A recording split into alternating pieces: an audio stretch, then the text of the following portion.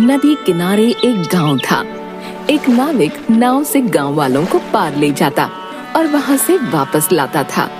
इसी नदी पर लकड़ियों की एक पगडंडी बनी हुई थी, पर वह इतनी संकरी और कमजोर थी कि पैर रखते ही हिलने लगती।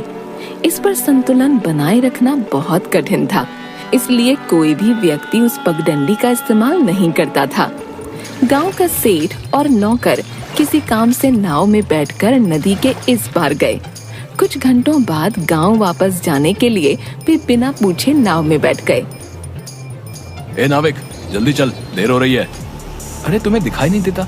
नदी में तूफान आया है। लहरें कितनी उफान मार रही हैं। ऐसे में नदी में जाना मरना है क्या? तूफान कब रुकेगा? पता नहीं, 1 घंटा हो गया है। तो तुम गांव कैसे जाओगे? जब तूफान रुकेगा। अगर नहीं रुका तो नाव यहीं बांध कर कहीं सो जाऊंगा। उस पगडंडी का क्या हाल है? वो तो तूफान से भी ज्यादा खतरनाक है। अब क्या करें मालिक? क्या करें, चल पगडंडी पर। नाविक सब कुछ देखता है। कुछ कदमों की दूरी पर नदी को पार करने के लिए सेठ और नौकर पगडंडी के पास खड़े होकर। पहले तू चल। न मालिक, पहले आप चलो। मुझे तैरना नहीं आता, तो पहले तू ही चलेगा। मुझे भी तैरना नहीं आता। अबे चलता है कि नहीं, वरना तुझे आज ही निकाल दूंगा। ओम नमः शिवाय, ओम नमः शिवाय। बोलते हुए पगडंडी पर पैर रखता है। वह झट से साइड वाली रस्सी को पकड़कर पगडंडी के बीच में पैर रखकर संतुलन बनाता हुआ कदम आगे बढ़ाता है। सेठ जैसे ही पगडंडी पर चढ़ता है, वो झूले की तरह तेज हिलने लगी। दोनों घबरा जाते हैं। मालिक, बीच में जाओ वरना दोनों गिर जाएंगे। सेठ किसी तरह पगडंडी के बीच में खड़ा होकर संतुलन बनाता है।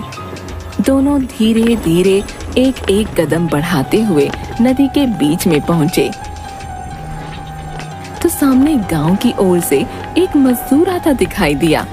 उसने एक हाथ से सिर पर लकड़ियों का गट्ठर पकड़ा हुआ था और दूसरे हाथ से पगडंडी की रस्सी। हे भगवान, अब ये कौन आ रहा है? वैसे तो इस पर कोई नहीं आता, अब जाने ये कौन भला है। पगडंडी पर वे आमने सामने आ जाते हैं। हे भाई, थोड़ा साइड हटो, निकल जाने दो भैया। अरे इतनी मुश्किल से तो यहाँ तक आए हैं।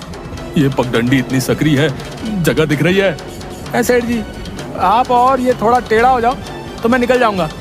मुझे बाजार जाना है, देर हो रही है। नौकर थोड़ा टेढ़ा होने के लिए कदम उठाता है कि पगडंडी हिलने लगती है और सेठ अपना संतुलन खो देता है। वो नीचे बैठकर स्वयं को गिरने से बचाता है।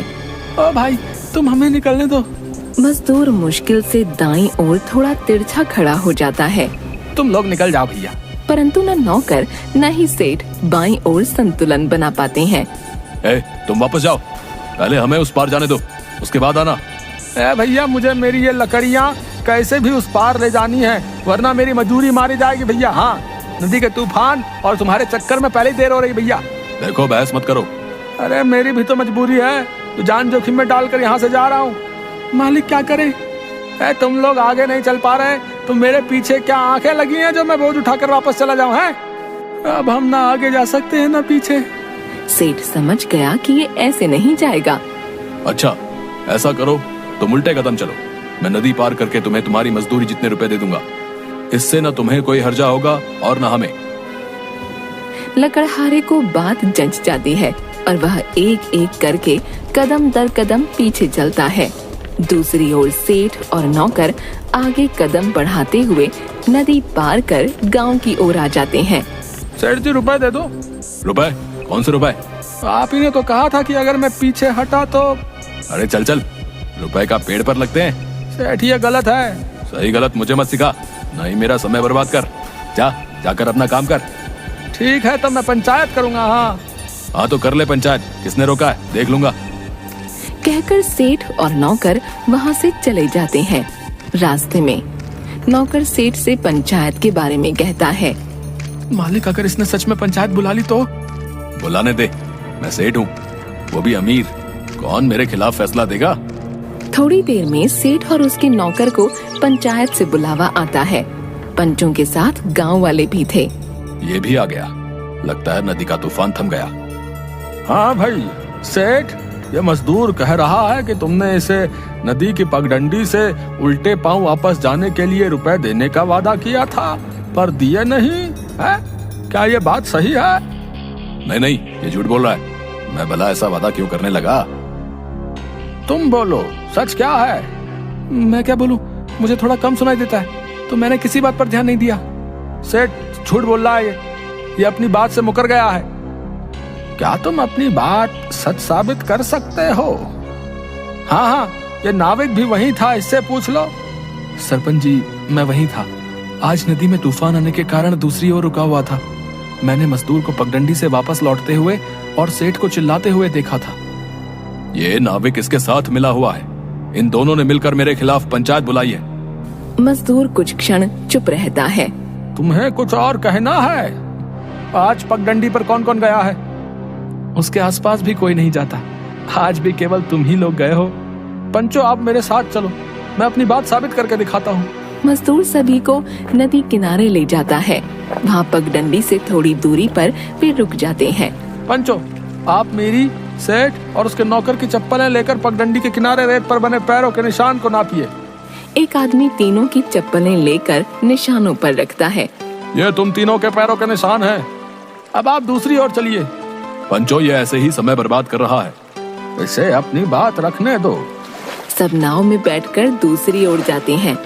एक आदमी पगडंडी के पास पड़ी रेत पर पड़े निशानों को चप्पलों से नाप कर कहता है। यहाँ तो केवल सेठ और उसके नौकर के पैरों के ही निशान हैं, इस मजदूर के नहीं। हाँ, क्योंकि मैं इस ओर पहुँचा ही नहीं। सेठ के कहने पर आधी पगडंडी से ही वापस चला गया। तो सीधी सी बात है, कोई जान जोखिम में डालकर आधे रास्ते से वापस क्यों जाएगा? तुमने कुछ तो कहा होगा इससे। झूठ बोलने से या मुकरने से कोई फायदा नहीं। अब इसे इसके रुपए दे दो। मैं कोई रुपए नहीं दूंगा और न ही इस पंचायत का फैसला मानूंगा। कर लो तुम्हें जो करना है। सेठ, सोच समझ कर बोलो, शायद तुम्हें पंचायत की ताकत पता नहीं है। सेठ उनकी बातें अनसुनी करके नौकर के साथ वहाँ से चला जाता है। 3-4 दिन तक सेठ का काम ठप पड़ा रहा। उसने सामान बाहर खुले में रखा देखा तो गुस्से में नौकर से पूछा, बारिश का मौसम है?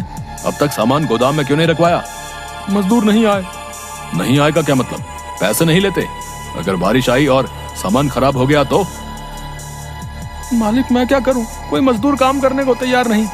पंचायत ने मना किया होगा। सेठ को फिर किसी काम से नदी के उस पार जाना था।